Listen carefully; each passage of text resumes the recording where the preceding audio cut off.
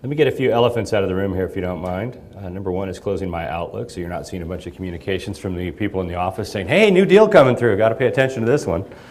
Some of the big elephants in the room. First of all, if you're wearing a tie, can you loosen it just a little bit for me, please? If you're wearing a jacket and you want to take it off, that'd be great. I decided about halfway here I wasn't going to wear a jacket and tie, meaning I forgot my jacket and tie and realized it halfway here, so work with me on this. Other elephant in the room, let's see. There is a big bright light coming out of this projector, and there's a 90% chance I'm going to walk in front of that, and you're going to see me do this thing. So work with me. Rookie presenter up here. And then there's these cables up here, and I'm not sure if I'm going to trip over those as well. The other big elephant in the room I want to get out of the way is the diversity of the audience that I get to speak to today. Raise your hand if you're pretty technical. Raise your hand. Okay, so that's about 50%. If you're more on the business side, operations, process, things like that, would that be you? All right, how about sales side? Okay, I'm not sure what the rest of you are doing here, but it looks like we've got mostly sales, some tech, a fair amount of technical. Okay, now here's my other challenge. How many of you are in government or public sector or not-for-profit? Raise your hand. That would include universities, campuses, things like education. Okay. For-profit? Okay. Small, medium business. Enterprise, big business. What do? I've got to try to present on a topic that is pretty diverse to a very diverse crowd. So I'm going to need you to work with me. I'm going to get into some technical terms. And if you're one of those people that, is kind of afraid of a keyboard, just bear with me, okay? I'll go through it quickly, and don't glaze over from the fried chicken sort of sitting in your stomach, and we'll move through it. I do shamelessly reward participation.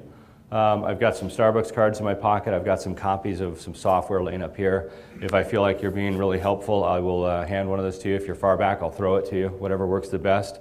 But my goal is to keep you engaged for the next 35 to 40 minutes. If you actually learn something, I've actually exceeded my goals. So I set low expectations. It helps me.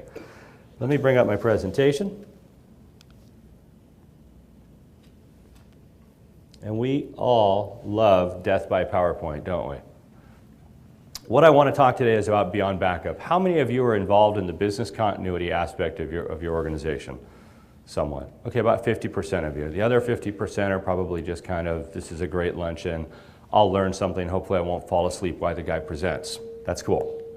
Let me talk a little bit about what our objectives are today. Today we're going to talk about the prioritization of business continuity. We're going to identify and quantify risk and exposure. We're going to understand the evolution of the technologies that are out there.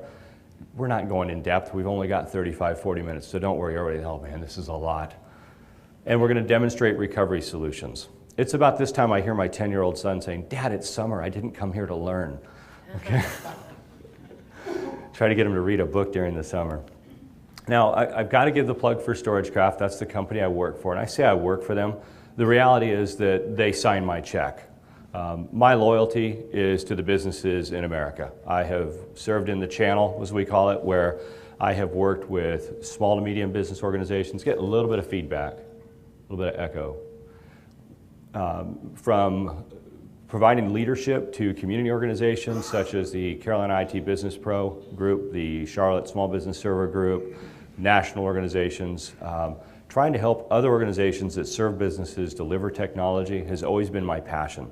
So the end user, the customer that consumes technology, is the one in my mind that pays my checks. StorageCraft just signs them. But StorageCraft is a software company out of Draper, Utah. We got 160 employees. We are software. We're kind of, we're the pioneers when it comes to image-based backup technology. So does anybody remember that company? They do the commercial. They make the stuff that goes in stuff, the chemical? BASF, all right. So we're kind of like that. Has anybody here used Ghost? Anybody remember Ghost? Okay, so you know what our technology does. You've seen it under a different brand. How about VMware Converter? Remember when VMware Converter came out? No VMware Converter people? A couple of hands? Some of you are afraid to raise your hand all the way? It's all right. So VMware Converter was a technology where you could take a physical machine and make it virtual, and you wouldn't have to go through this blue screen of death problem. That was our technology license to VMware. So we've been a software company making solutions for business continuity and technology for years. Now we work with partners, some of them TSA Choice is in here, Acumen IT, other organizations, Green Cloud, another one of our partners. We work with a lot of different organizations to deliver our solutions to businesses so that they can have business continuity. So, didn't know you were going to have a test. Quick, true or false? First of all, everybody raise their hand, please, real quick. Just raise your hand. Just make it. If you can't raise your hand, I apologize. I wasn't trying to make fun of anybody. Just want to check. So, true or false? A backup plan equals a disaster recovery plan. True or false? True? False. False. Okay, a backup plan is part of a disaster recovery plan. I'm just going to do a quick level set to make sure we're all on the same page. A disaster recovery plan ensures business continuity. Okay, there's a difference. And again, a disaster recovery plan is part of a business continuity plan. And I'm going to lay out the components to a business continuity plan. There's no way we're going to get through all of them, but we're going to cover about 4 of them during this time. And then most organizations have a formal disaster recovery plan. That's why we're here, isn't it? False. 56% of organizations in North America do not have a formal or comprehensive disaster recovery plan. Or it looks something like that. I don't know if that's your organization. Could happen. Sorry, I like that slide. Thank you, Scott Adams.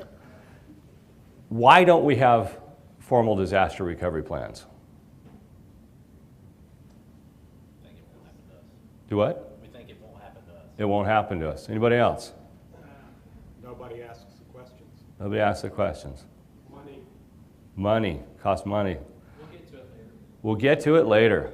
It's not a priority. It's not a priority, but not because it's not important, it's because we choose not to make it important. The reality is it's very important. When surveyed, business owners and decision makers were asked, what are the priorities in their business? In order, like, anybody know who Gartner is? They're kind of like the Gallup poll of the IT industry, except I trust Gartner. So when surveyed, they were asked, and number 10 was improving business continuity. You know, I ran a .com back in 2000, and I remember when we got hit by this little Nimba virus. Anybody remember the Nimba virus, technical people? Came in through web services and tore apart your SQL server. And when our servers went down, nothing else mattered. The projects we were working on, the new code we were writing, the new sales promos, the sales calls, nothing mattered. Our web services were down. Our business ceased operation. I slept on the data center floor that night along with the rest of the team trying to figure out how we were going to get these servers back up. True story, it took us about 6 hours. We got them back up, forgot to patch, and we got hit again before we even got, anyway, down another 3 hours. A lot of fun. Business continuity. It should be number 1 on the list, but it's not because it's not sexy. It's sexy to talk about increased enterprise growth, new customers, reducing cost. I mean, that's what you sell with phone systems, phone solutions, copiers, data management, big data mining. All those things help drive new business, drive new sales, and we all think money fixes everything. Isn't that true in a business? Money fixes a lot of things, it's true. But if you don't have business continuity, I guarantee you don't have anything. Anybody sat down with their life insurance agent this week? One of you did. Go figure. I've never had anybody raise their hand. Was that something you were just excited about? When I was done, I was, yeah. Okay. Did your wife threaten you? No, I saved $800. Saved $800. So really, business continuity is more about risk management. It's about the what if. It's not a fun conversation to have. We don't want to go visit our attorney to say, hey, how exposed am I? Hey, CPA, what's my odds of getting audited? We need to know that, but that's a secret fear we want to push down. Decision makers and business owners have those same logical processes. So when we talk about business continuity, it's fueled by several things. Exponential growth in the rate of data. You know, we've estimated we're going to accumulate more data in 2013, new critical data, than all the years combined. That's a lot of data. What's the term for that called now? The ability to mine that, I mentioned earlier. Big data, that's the new term you'll hear a lot. It's right after cloud. Now we got all this data, what are we going to do with it? We've got increased dependency on access to data from mobility. Anybody here not have a mobile device? Okay, I didn't think so. Half of you, I love this fact, if you got up to use the restroom right now, would check your iPhone on the way out the door. The other half would probably check it in the restroom. It's true. We're so dependent on those things. Is business any less dependent on technology? Or are we not growing in our dependency? and of course an increased expectation from users and or customers. When surveyed, the top business continuity and disaster recovery concerns for IT pros were the ability to protect their databases, the ability to protect email, which technically is a database, accounting systems, and network services. I don't know about you, but I get bored with stats, and I got 3 more slides of stats. So can I pick up the pace a little bit? Would that be helpful for you guys? Awesome. So we've talked about business continuity becoming more and more important. Recent survey shows it damages reputation, it damages customer loyalty, it damages staff morale when you don't have availability and access to your services. Anybody here had an outage lately? Nobody wants to admit, oh, there's one. All right, anybody recovered a server lately? Anybody been involved in the recovery of a server? Know somebody in the organization that had to? It happens. It'll never happen to me though, we say. Not to my organization. According to stats, almost 52% experienced downtime at least in the last 12 months. 20% of small to medium businesses will suffer disaster every 5 years. After a major disaster, a company will lose 25% of its daily revenue. Now, if you'd like a copy of this slide deck because you're involved in driving business continuity in your organization, you will get a copy later. Just ask Phil and we'll upload it to a site. 93% of companies, and this is according to the Census Bureau, it's a little bit dated, but I imagine it's no less relevant. 93% of companies that lost their data for 10 or more days filed for bankruptcy in 1 year after a disaster.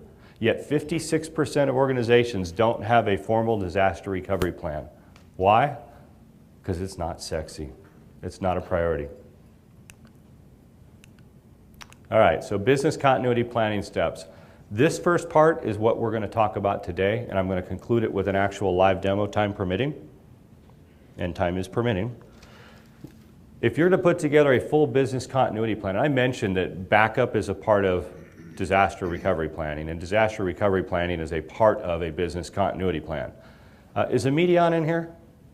Okay, so Immedion is a good example. How about Integral? Anybody from Integral in here? Another one of the data centers that offers business continuity planning. Some of the IT providers in here also work. It's a comprehensive set of if this happens, then what? And you go through all the different scenarios. These are just some of the steps in the scenarios. The ability to do an impact analysis, a risk analysis, scenarios and recovery environment, to build a solution, to implement it, and then to test it. There are different types of tests you would do. Ultimately, once you get to that point, you maintain your business continuity plan. Why? Because technology continues to change. What I want to talk about is this section up here, because we can cover that today.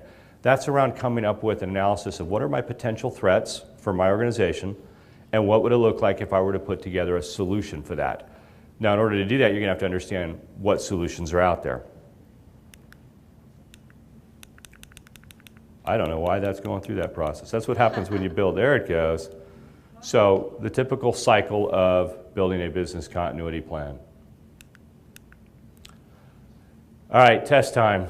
You guys are going to have to wake up and see how many of you work with me on this. Recovery time objectives and recovery point objectives. Volunteer, please. What is a recovery time objective? Yes, sir. The time in which it will take you to recover. The time in which it will take you to recover your services. Great. And which company are you with? Windstream. Windstream. All right, Windstream. There's a $5 Starbucks card up here for you. When you get a chance, it's got your name on it. So recovery time objective. How long can your business afford to be without access to critical data and services? If you are involved in the decision process or in the planning process for disaster recovery, we're not talking about business continuity. Let's narrow down to just disaster recovery. This is something you need to know. Let me give you an example here.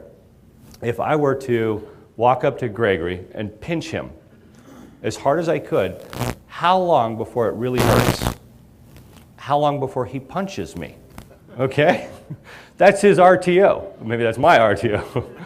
How long can we go without it? If I were to take away Lane's back there, and I've seen him check his phone, Lane from Cynics, at least 5 or 6 times since I've been talking. He's got important stuff going on. If I were to take his phone away, how long before he starts shaking? Okay? How long before he actually panics? Well, if he walks out the door without it. Recovery time objective is measured in minutes, hours, and days. If you need to know anything about disaster recovery planning, there's 2 things you need to know. It's RTO and RPO. You have to know those things in order to come up with a valid disaster recovery plan. You can, once you have an RTO, what can you do with it? Let's say you can afford to be down for 4 hours. How do we measure that in business? 4 hours equals money. What does it cost your organization to be down for 4 hours? And let me ask you a question. Is the second 4 hours going to cost the same as the first 4 hours? No. No, it's going to be exponentially higher. Ultimately, you're going to come to a point of lost productivity cost and what they call a maximum tolerable period of disruption. That basically means that you are going to have an unrecoverable event. You are never going to get that money back, or you're going to lose customers you will never get back again. Think of a dental practice. Think of a medical practice. They will go somewhere else. Okay? They're not going to just wait for you to build your building or get your servers back up. And then the second one, RPO, is how much data can you afford to lose?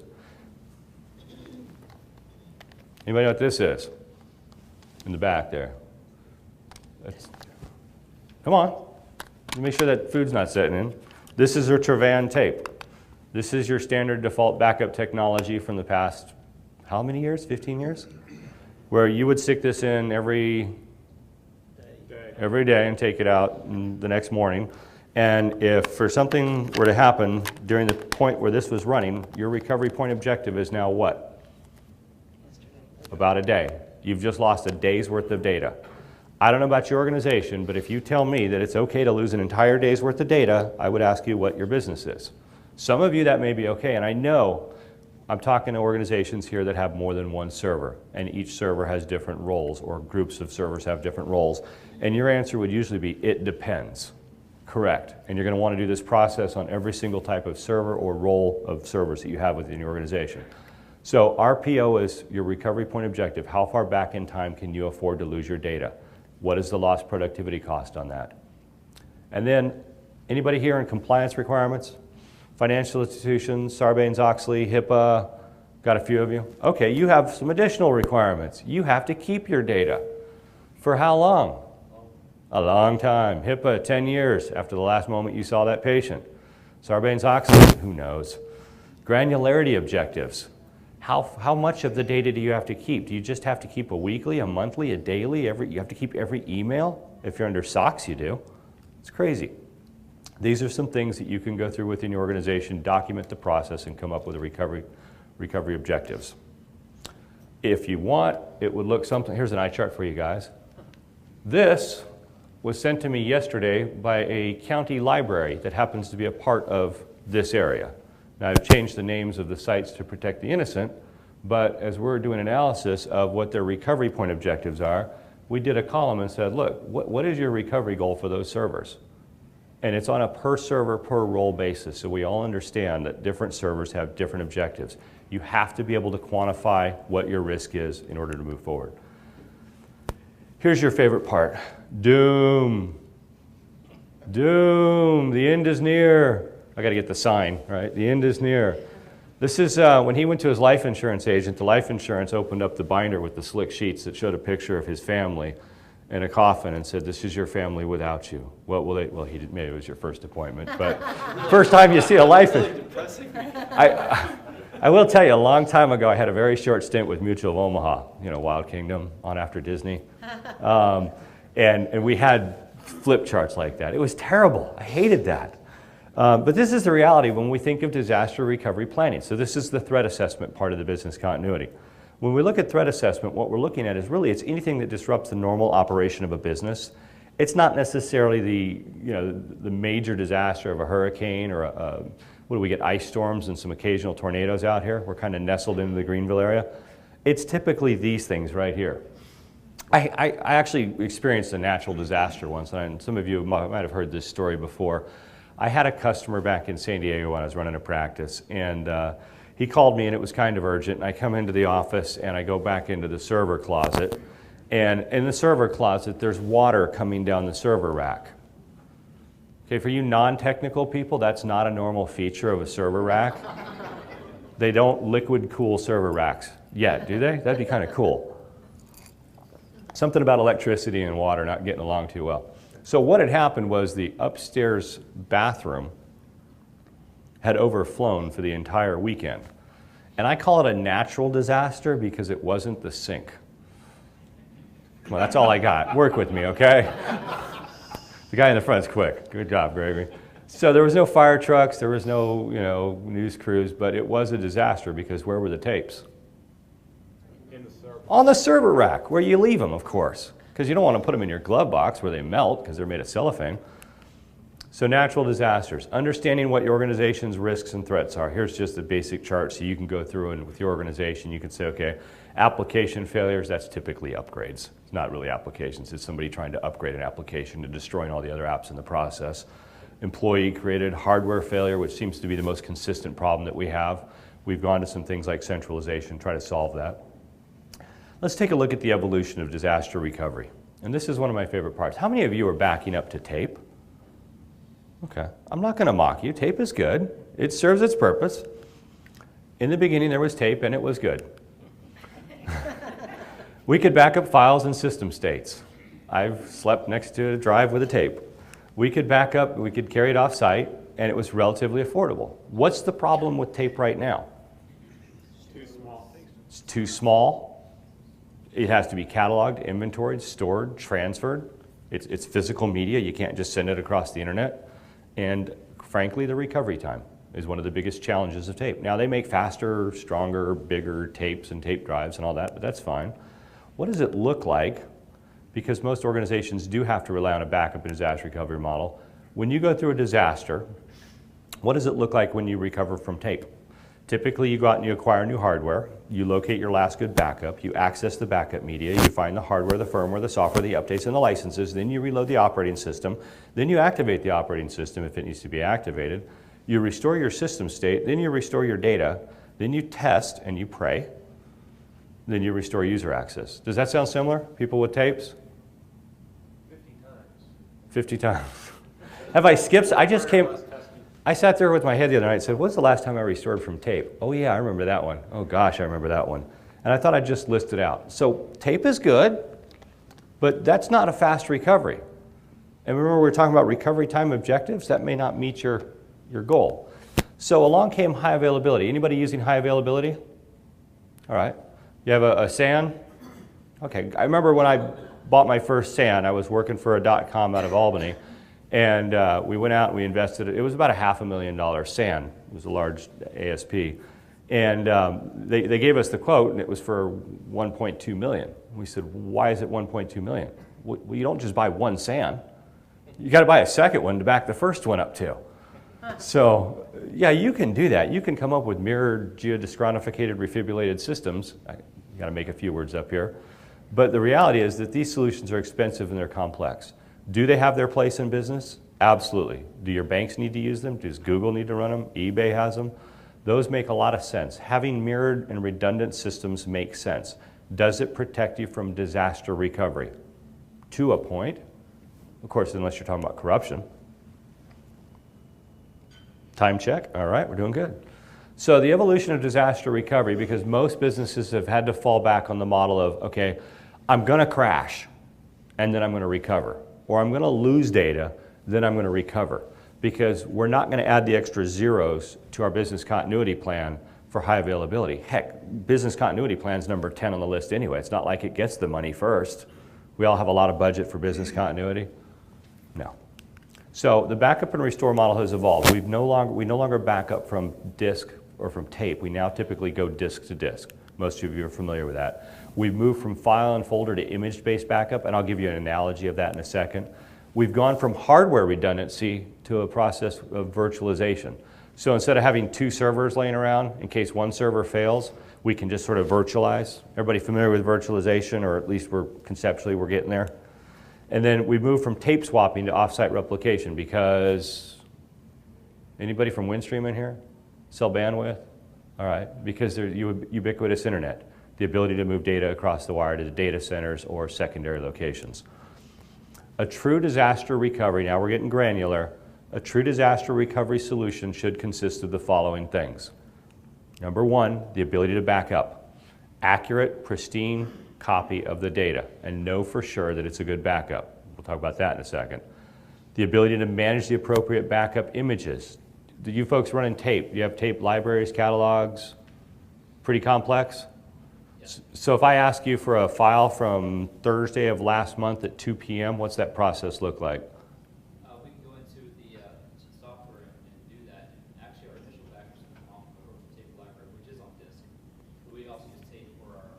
additional offsite component. Okay, so most organizations that are just backing up to tape would say, okay, how important is that file?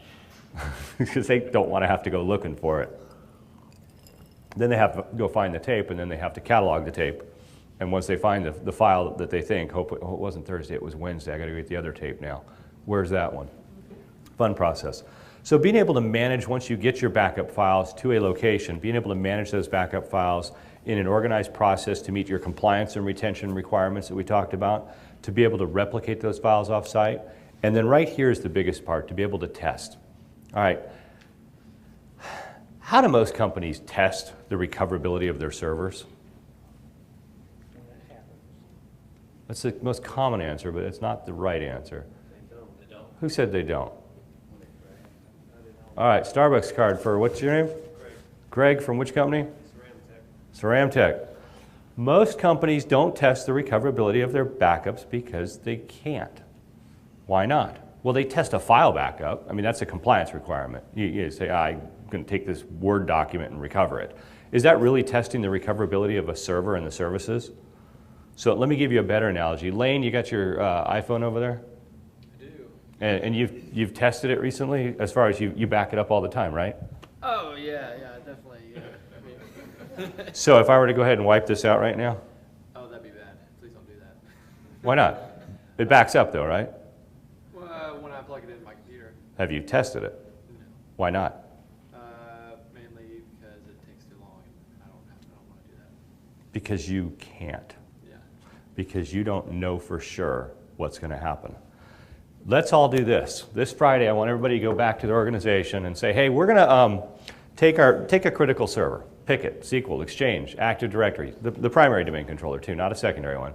And we're going to go ahead and pull those drives out of the RAID and we're going to reorganize them. Okay, or let me put it in simple terms. We're going to wipe the data off and we're going to pretend that that server completely crashed. Or better yet, let's take the server out and pretend we have to get a new server. Go. It's Friday night, 5 o'clock. Is that not a true test of recoverability from a hardware disaster? Is that not a possible scenario of what could happen to your organization?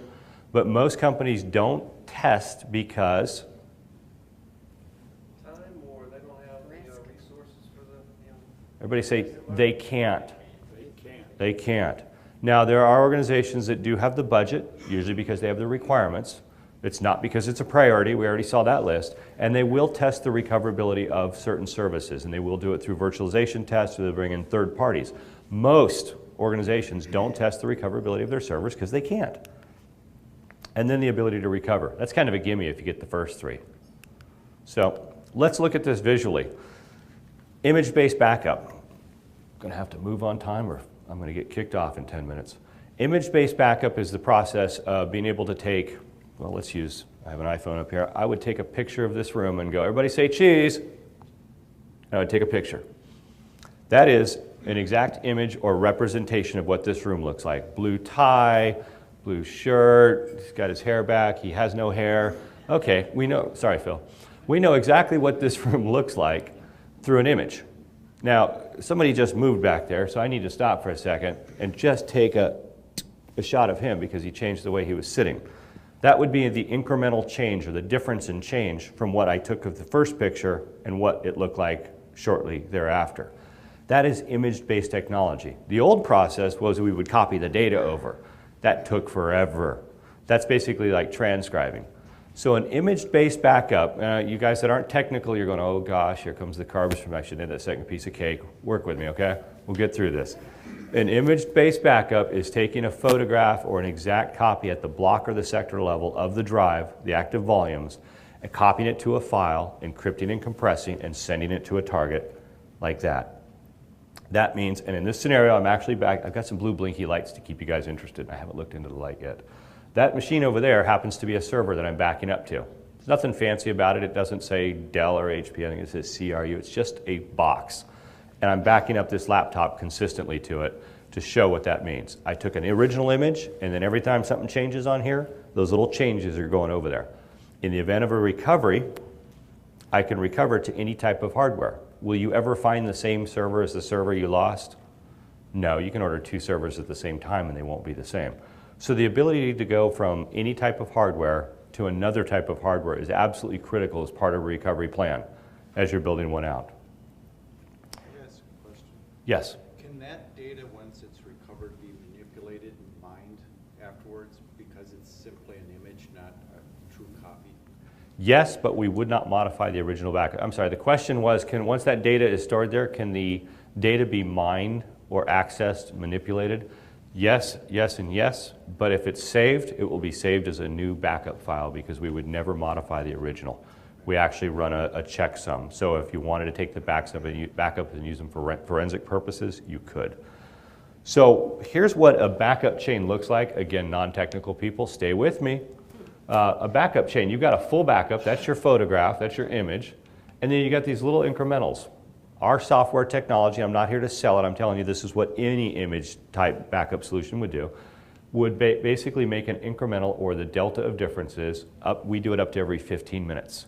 So what's our recovery point objective?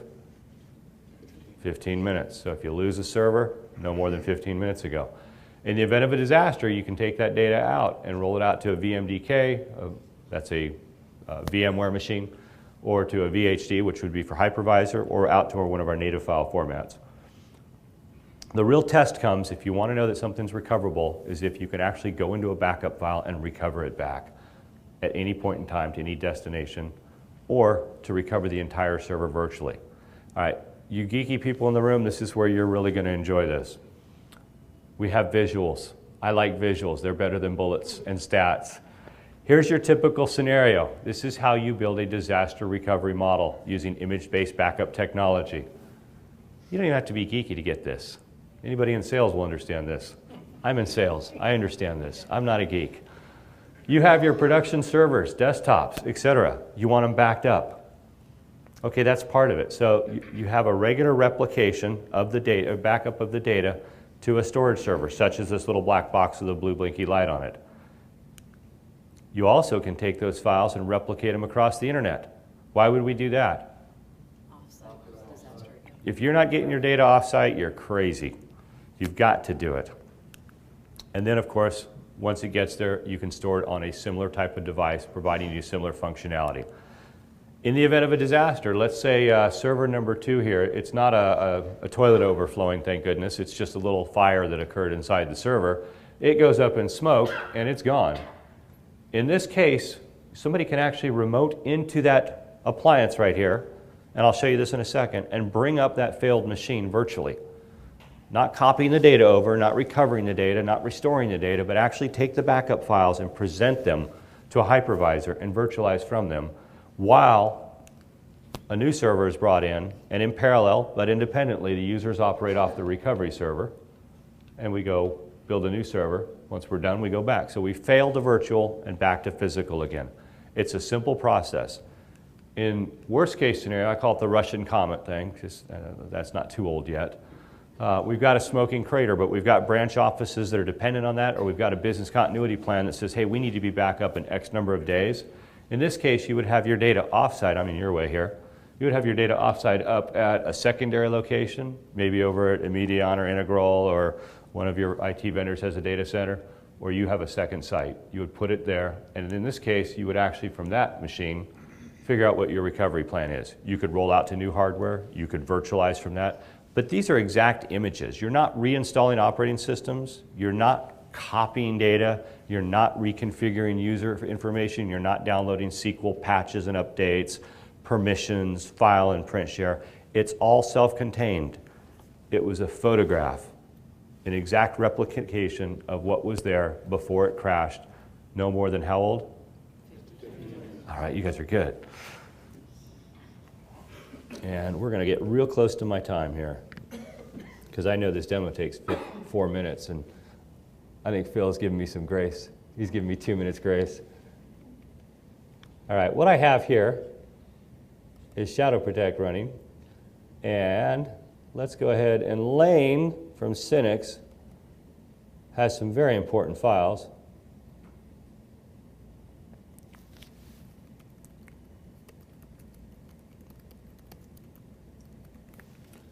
Unfortunately, Lane is a bit of a fat finger sometimes and likes to delete stuff. And I just went into our software and I basically said it's time to run an incremental. This is all I'm doing. So on my laptop, I've gone ahead and scheduled an incremental to run out of sequence instead of not waiting for the extra 15 minutes. And I'm done over here. Let's go on to this server. You are now looking as if this were the monitor for that server right there. It's just an appliance. And on this appliance, I have a backup chain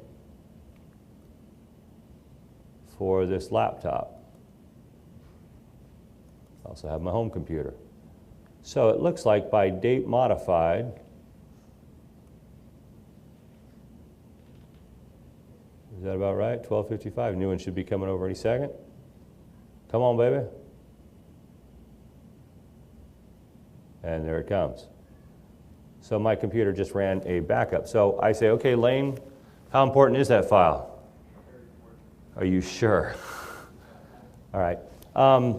Technical folks, how many volumes do I have on this server? 2. I have a C and a D volume. What I'm going to do without using any fancy software is I say, okay, it's an image. So I just want to open this image up to see what that file looked like. I would right-click on it. I would do a quick mount. And it's basically like taking the drive out of this laptop and plugging it into the back of that machine over there. The equivalent is going to happen if I put a password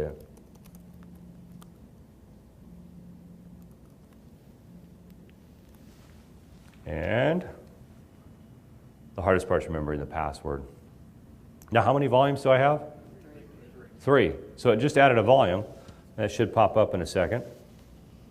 And there is the C drive for this laptop on that server mounted. Okay, Lane, here's your file back. I'm going to go ahead and drag it over to your users folder or whatever and give it back to you. Anything else I want to do? Maybe run a virus check on Lane's computer. Maybe run a forensic check. Lane, you're not keeping anything on here you shouldn't be keeping on here? I trust you, but I could look if I wanted to, even your deleted files. But I'm done with that, so I'm going to go ahead and do a quick dismount. That is a file level recovery. I just verified the recoverability of a file in how many seconds. It took me longer to remember the password. And the second part of this demo that's super, super critical is, I'm going to use this one because I know it's faster.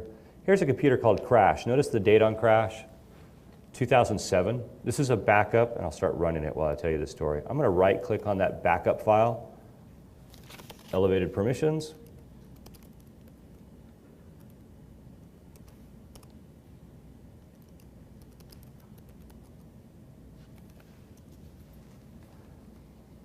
It's going to show me the logical volumes. I need to give it a name, some random name. Leave the network card off. Now it's running. I'm going to explain what's happening. What I just did was I took a backup file from a server 2003 that I happened to image. Oh, I don't know, 2007 was it? And it was from a medical practice in Huntersville. It was just the C volume. Don't worry, there's no critical data on there. But I used this one because it's been a great example.